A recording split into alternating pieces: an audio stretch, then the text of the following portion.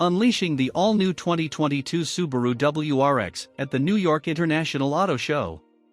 Subaru is one of the leading auto manufacturing company of America, announced today about the debut of their upcoming Subaru WRX at the New York International Auto Show on August 19th.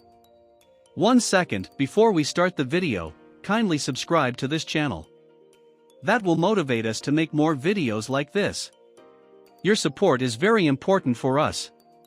Only, you can help us to reach the next milestone. Now, let's get started.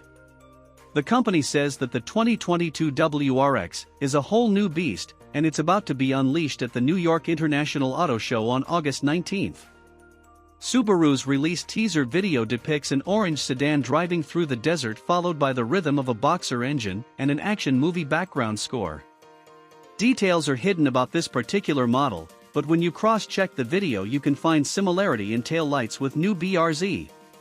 When compared to the previous generation WRX, the 2022 WRX might look quite a little bit different. More information is not available about this particular model. Stay tuned for more updates. What do you think about this? Let me know this by commenting below. I would love to see them. I can go through your comments and share my feedback. Thanks for watching this video completely.